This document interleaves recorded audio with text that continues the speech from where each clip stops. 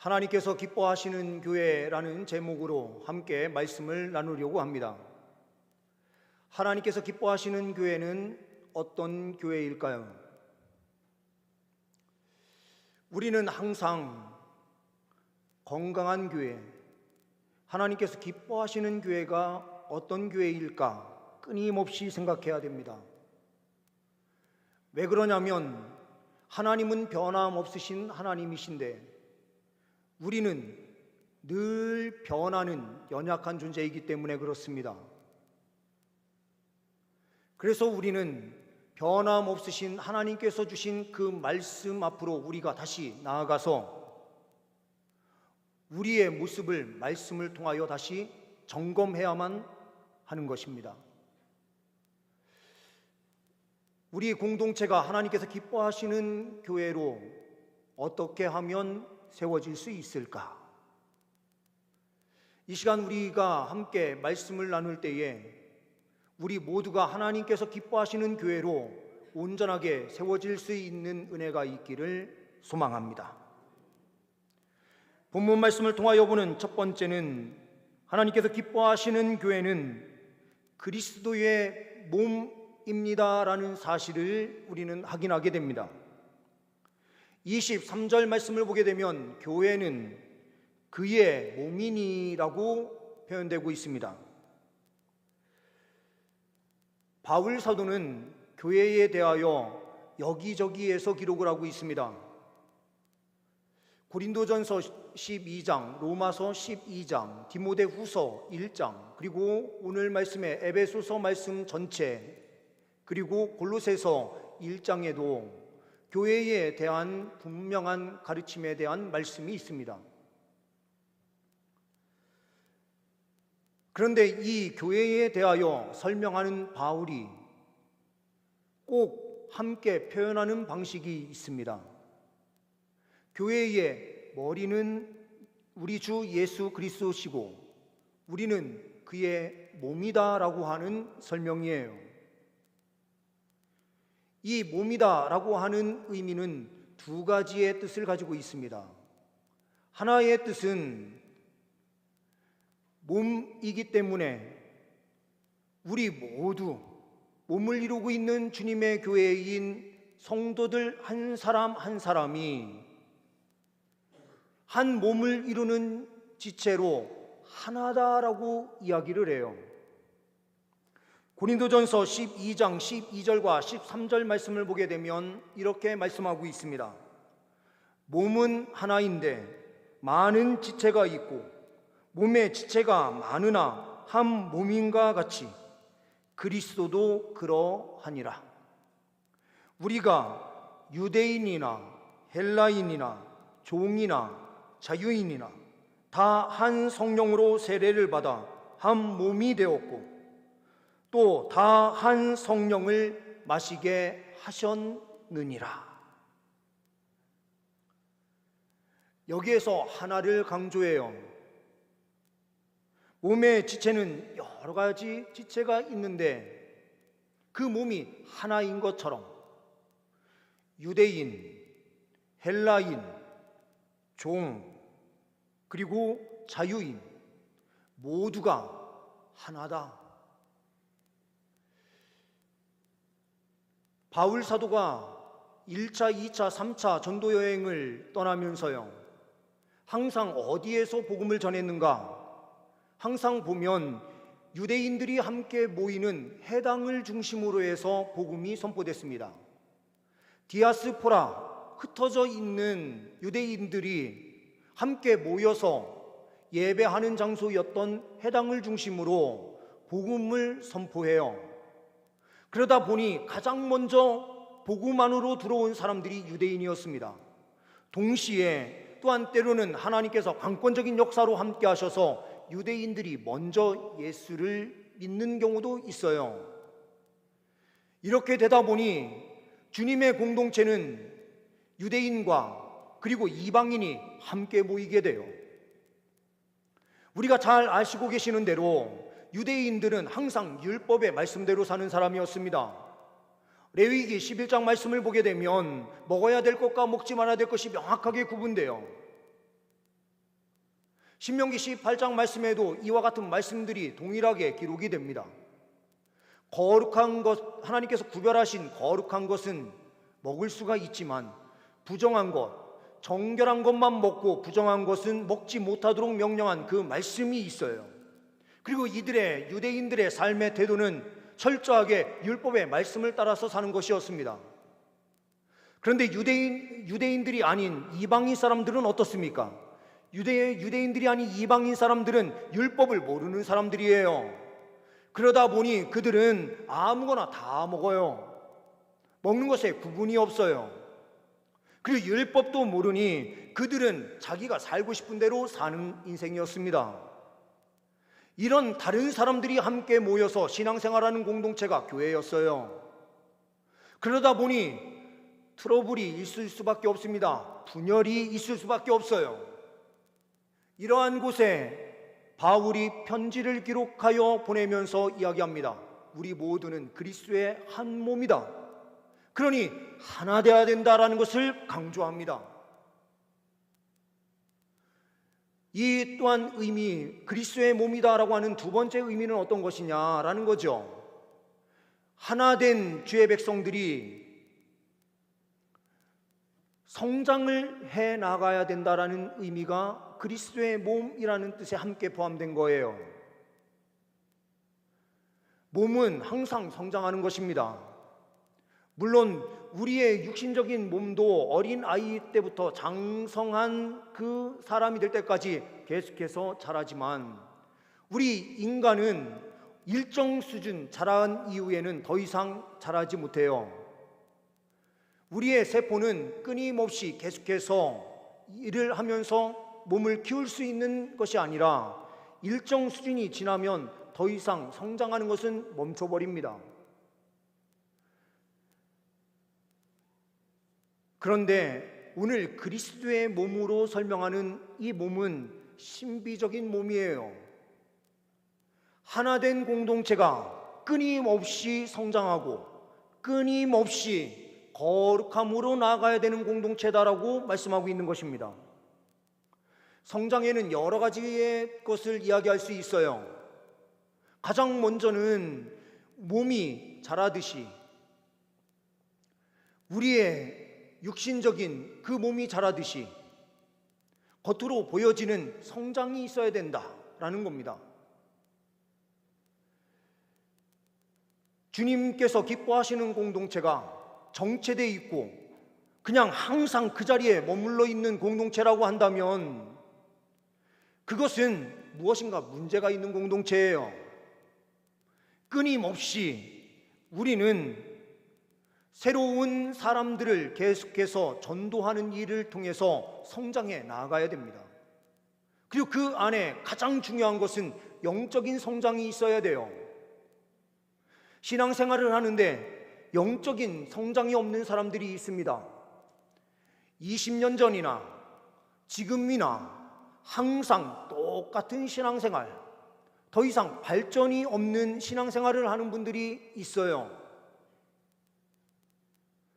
주님께서 기뻐하시는 교회는 이런 영적인 성장도 함께 동반되는 것입니다. 그러면서 지식적으로도 우리는 성장해야 돼요. 하나님을 아는 일에 있어서 항상 똑같은 것만 추구하게 된다면 우리는 머물러 있는 신앙생활이 될 수밖에 없습니다. 주님께서 기뻐하시는 공동체를 몸으로 설명한 것은 몸이 어린아이에서부터 장성한 그 분량에 이르기까지 계속해서 자라는 것처럼 주님의 교회는 끊임없이 성장해야 된다는 것을 강조합니다.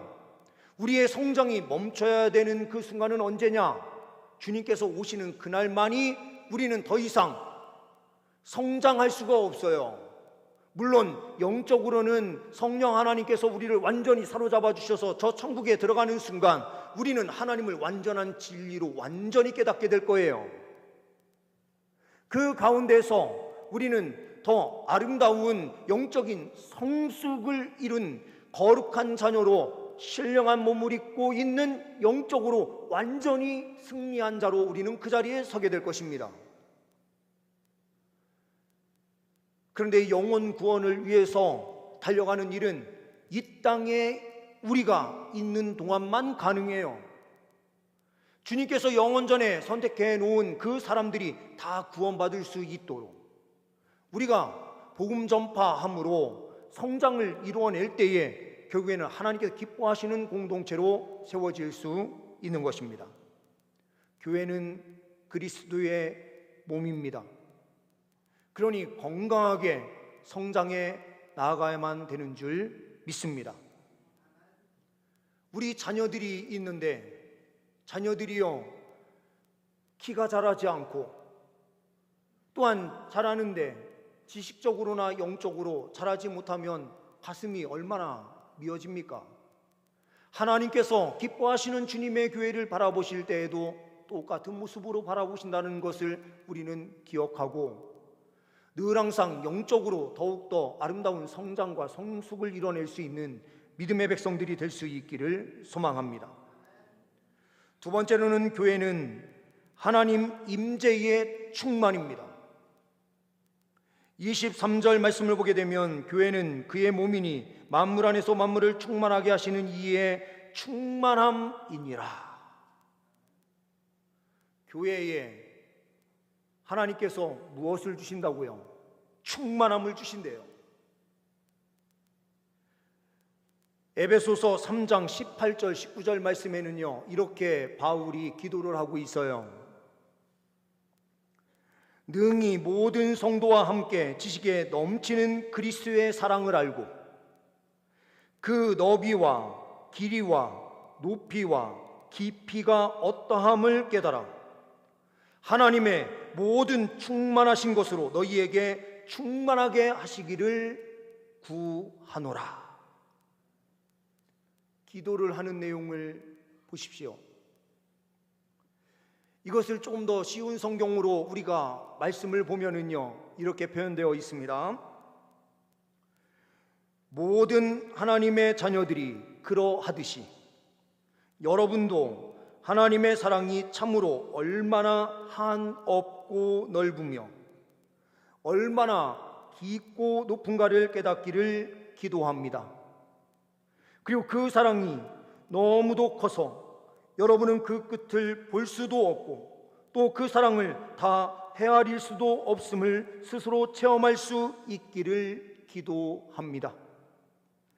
그래서 마침내 하나님의 모든 충만하신 것으로 여러분도 충만하게 되기를 기도합니다.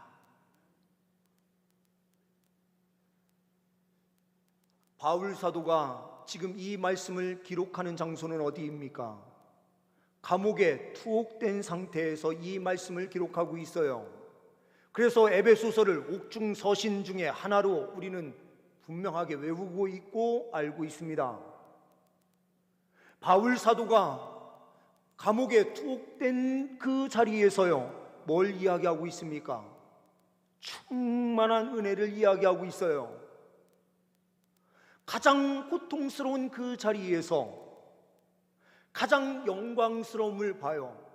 나의 구원이 교회인 나를 주님께서 구원하시기 위해서 어떤 은혜로 함께 하셨는가? 성부 하나님의 그 구원 계획과 경륜 속에서 예수 그리스도께서 순종하신 그 순종을 통하여 우리가 이 구속의 은혜를 누렸는데, 성령 하나님의 그 성령의 인치심을 통하여 우리가 그 구원을 확신하게 되었다. 이것을 바라봐요. 이게 1장의 내용입니다. 그러면서 1장의 마지막에 이 오늘 본문 말씀 23절이 자리 잡고 있는 거예요. 교회는 그의 몸이니 만물 안에서 만물을 충만하게 하시는 이에 충만합니다. 하나님께서요, 우리를 끝없이 사랑하여 주시는데 그 사랑을 우리가 어떻게 헤아릴 수 있습니까? 그 높이, 그 깊이, 그 넓이를, 하나님의 사랑이 얼마나 큰지를 우리가 어떻게 알 수 있어요? 그런데 하나는 확실하다라는 거예요. 우리는 그 사랑을 증량할 수 없지만 하나님께서 우리를 사랑하여 주신다. 그 사랑으로 우리를 충만하게 해주신다. 바울 사도는요, 감옥에 투옥되어 있으면서 나는 감옥에 투옥되어 있지만 하나님의 그 은혜로 충만하다. 너희도 이 충만함이 있기를 소망한다라고 하면서 기도하고 있는 거예요. 이 세상에요, 많은 사람들 물질로 그들을 만족시킬 수 있습니까? 우리가 그들에게 어떠한 만족을 줄 수 있습니까? 만족을 줄 수 있는 것은 아무것도 없어요. 그런데 그들이 예수를 만나고 예수 그리스도 안에서 주시는 그 충만함을 누릴 때에 그들의 삶은 완전히 달라지는 거예요. 하나님께서는요, 하나님께서 사랑하셔서 기뻐하셔서 예정한 하나님의 사람들, 구원받은 하나님의 사람들이 모인 이 자리에 하나님께서는 충만하게 임하셔서 더 깊은 충만함을 주시는 거예요. 이 충만함의 의미는 하나님께서 동행하신다라는 겁니다. 고난 속에 있는, 감옥에 투옥되어 고난 속에 있는 바울에게도 하나님께서 함께 하시고 계신다. 앞으로 에베소 교회에도 불어닥칠 그 핍박이 있을 것인데, 그 핍박이 있다 하더라도 하나님의 사랑이 우리를 놓지 않고 우리와 늘 항상 함께 하시고 우리와 동행하시니 너희는 그 안에서 충만함의 은혜를 누리며 승리하라, 이렇게 선포하는 것입니다.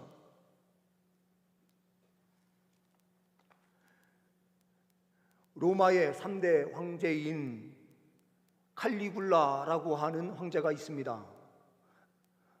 네로는 5대 황제예요. 그러니 그 앞에 있었던 황제인 칼리굴라라고 하는 황제가요, 자기는 살아있는 신이라고 선포했습니다. 그리고 자기를 위해서요, 동상을 세워서 신상으로 세워서요, 절하게 만들어요. 그리고 자기를 위한 신전을 크게 만들어서요, 그곳에서 우상 숭배하도록 만들었습니다. 이런 전통이 로마 안에 완전히 자리를 잡으면서요, 로마의 황제는 신이다, 그러니 신을 섬겨라, 이렇게 이야기를 해요. 근데 그리스도인들은요, 만물의 주인은 하나님이시다, 우리의 머리 대신 예수 그리스도만이 우리를 통치하시는 통치자시고 우리의 주님이시다, 이것을 고백하면서요, 그들은 목숨을 던져요. 근데 그 목숨을 던지면서 나아갔었던 그 삶에 무엇이 있나? 하나님께서요, 그들에게 충만함으로들 항상 함께하여 주신 것입니다. 저는 우리 성도님들의 삶에 이런 성령 충만한 은혜, 하나님의 그 충만함이 우리 성도님들과 늘 항상 함께하기를 소망합니다. 그러므로 어떠한 자리에 있든지 하나님 말씀대로 승리하는 주의 백성들로 귀하게 세워질 수 있기를 소망해요. 이 은혜가 우리 모두에게 있기를 간절히 소망합니다. 우리가 이 충만함을 누리면요, 세 번째로, 교회는 만물을 충만하게 하는 통로입니다 라고 말씀해요. 23절 말씀 중간 부분을 보십시오. 이렇게 말씀합니다. 만물 안에서 만물을 충만하게 하시느니, 만물 안에서 만물을 충만하게 하신다라고 하는 것은 온 우주에 충만함을 주실 수 있는 유일한 한 분이다, 이렇게 선포하는 거죠. 이 말씀은요, 창세기 12장 말씀과 직접적으로 연결되는 것 같아요.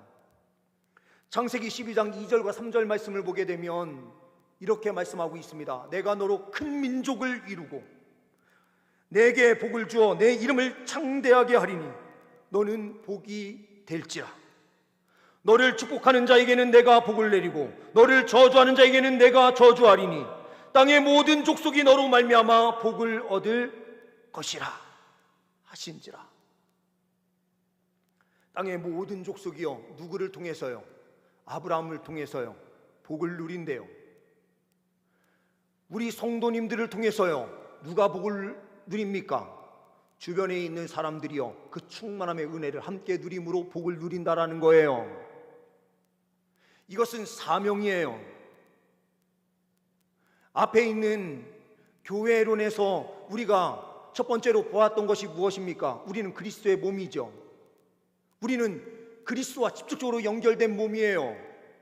그리고 머리에서 지시하는 대로 그 몸을 움직여가는 그 수행하는 순종하는 자로 우리가 세워져 있어요.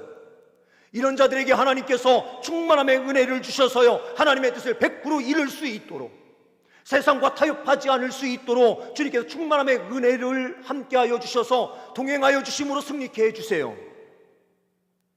이런 자들에게 주님께서요 어떤 사명을 주시는가? 하나님께서 이 세상의 진짜 주인이시고 구원주는 우리가 믿는 하나님뿐이시고, 이 구원을 주신 예수 그리스도만이 우리를 통치하시는 통치자라고 하는 사실을 분명하게 보도록 하라라고 우리에게 명령하시는 겁니다. 하나님께서 기뻐하시는 교회는요 멈추어져 있는 교회가 아니에요. 세상으로 나아가서요 세상에 이 충만함을 선포하는 거예요. 진짜 충만함을 누리기 위해서는 어떤 길 외에는 없습니까? 우리가 예수 그리스도를 선포함으로 예수 그리스도를 믿을 때에 그들에게 충만이 있는 거예요. 조선 땅에 초창기에 복음이 들어왔을 때요 어떤 역사가 펼쳐졌습니까? 우리가 다 알고 계시는 대로요 농번기에 술 먹고 노름하고 부패한 생활을 하고 있었던 이 조선 땅이에요. 복음이 들어오는 순간부터, 그들이 복음을 받아들이는 그 순간부터요 모든 삶이 뒤바뀌기 시작했어요. 노름하고 술 마시고 그런 어지러운 세상과 그렇게 짝하고 살던 그들이 복음으로 변화되는 순간이요 그들은 예수 그리스도를 전하기 위해서요 그들은 그들의 삶을 새롭게 했어요. 세계 곳곳에서도요 복음이 선포되는 곳곳에 어떤 역사가 펼쳐집니까? 자기들의 삶의 방식을요 다 내려놓고요 하나님께서 말씀에서 요구하시는 방식대로 그들의 삶을 완전히 바꿨어요.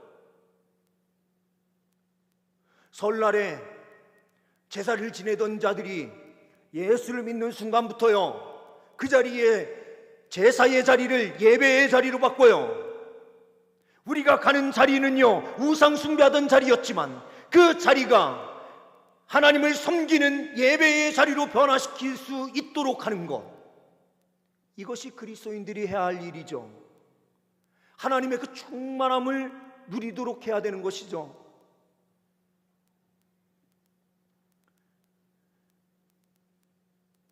우리가 살고 있는 이 땅은 지금 많은 어려움을 당하고 있습니다.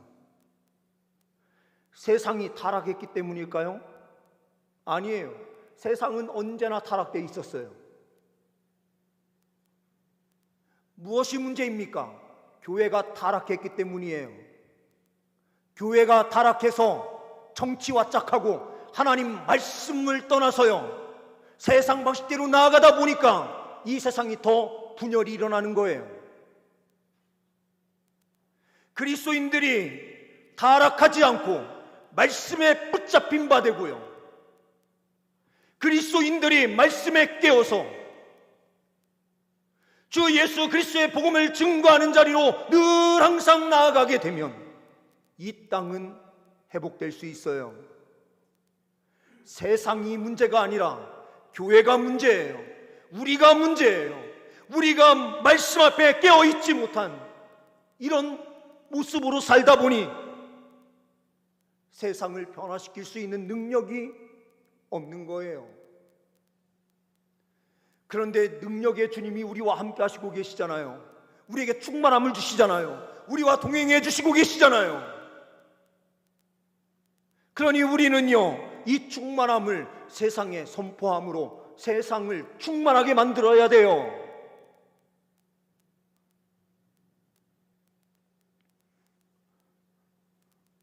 교회는 그리스도의 몸이요, 우리 교회인 우리는 하나님의 충만함의 은혜 가운데 거하는 하나님의 자녀입니다. 이 자녀들에게 주신 사명, 주변에 있는 자들에게 예수를 전함으로 교회가 성장하고 교회인 우리 교회가 한 성도 한 성도가 더욱더 아름답게 성장하는 모습으로 이 충만함을 세상에 선포하나 주님께서 우리에게 명령하시고 계십니다.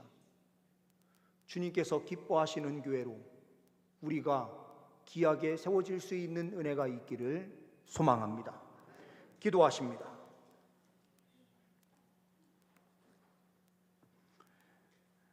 하나님께서 기뻐하시는 교회인 그리스도의 몸인 우리에게 늘 항상 충만한 은혜